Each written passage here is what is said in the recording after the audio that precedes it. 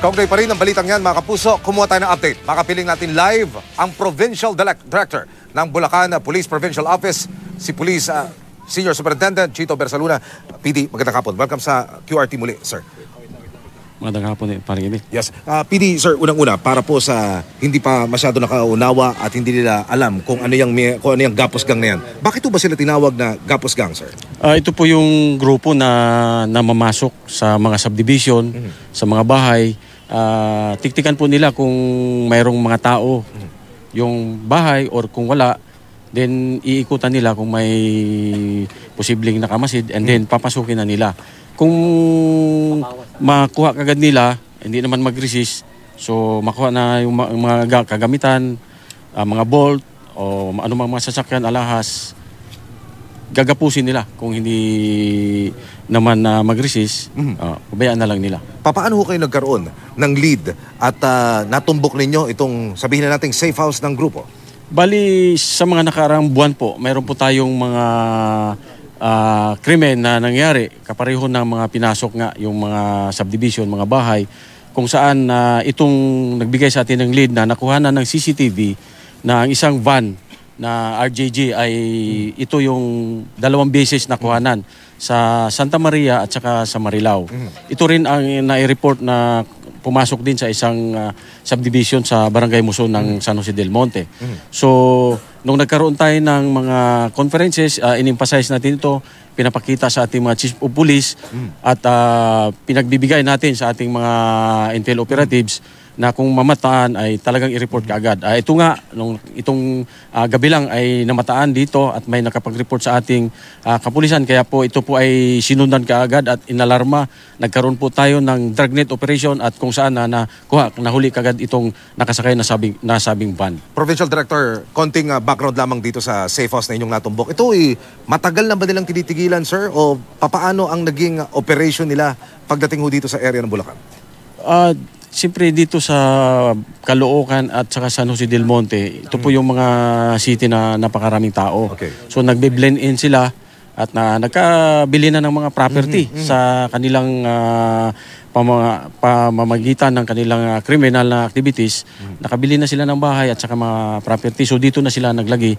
At mayroon information tayo na itong grupo na ito ay nagsimula pa sa Region 1 sa Pangasinan at nag-ooperate dito sa Region 3 sa NCR at saka sa Calabarzon. 11 po, Provincial Director, yung individual na inyong nahuli. Ano-ano po ang papel nito? Napakarami. Yung pong iba, yung mga babae particularly, ito po sila po yung taga-benta, taga-sangla ng mga gamit, mga jewelries o anuman may value, sinasangla nila. Napakakapal po yung papilyahin siya na recover natin kung saan nakasaad ang mga gamit na kanilang sinasangla. Provincial Director, sa ilalim po ng anti-fencing law, napakabawal din po yung bibili ka ng nakaw. Ano ho ang nangyari at dinulot na itong follow-up operation? Natumbok nyo na ho ba yung binabagsakan itong mga suspect? Kasalukuyan po natin inimbestigahan at sinusigurado po natin na itong mga nasabing ahensya na bumibili ay mananagot din at makipag-cooperate sa atin. Provincial Director, sa initial na pagsisiyasat, mga taga saang lugar ang mga naging biktima nitong grupo, lalo po yung mga ebidensya inyo nakuha? Saan nila pinagkukuhan lugar yan?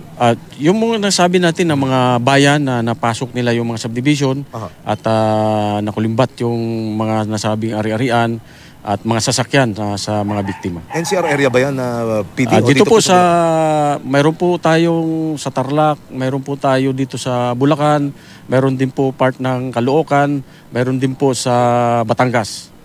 Ilan na po ang lumulutang na complainant hanggang sa mga sandaling ito? Sa mga sandaling ito, mayroon na po tayong mga 4 na complainants na nag-confirm na itong mga motor or itong mga sasakyan or yung mga gamit ay sa kanila. Saang lugar partikular o ordinaryong umiikot itong mga suspect para mambiktima? Dito po kasi dito sila naglagi sa Caloocan and San Jose del Monte. So within Bulacan and nearby areas ng NCR. Ano, Provincial Director? Subdivision po o ordinaryong komunidad gaya po nito? Pangkaraniwan po mga subdivision dahil yung subdivision, siyempre walang pakialaman yung halos ganun ang mga tao.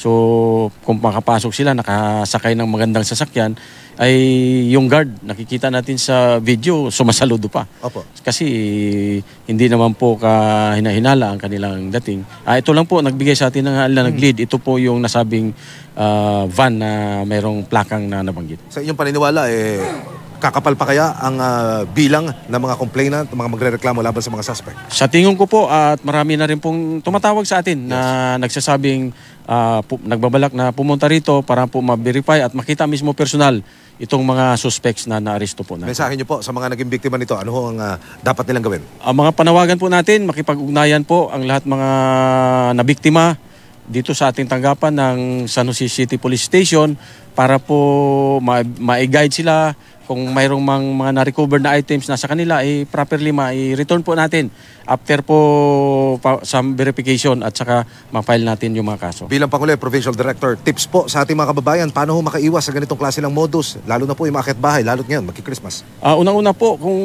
iiwanan natin ang ating mga bahay sa mga subdivision, siguraduhin po natin na nakapadlock ng maayos.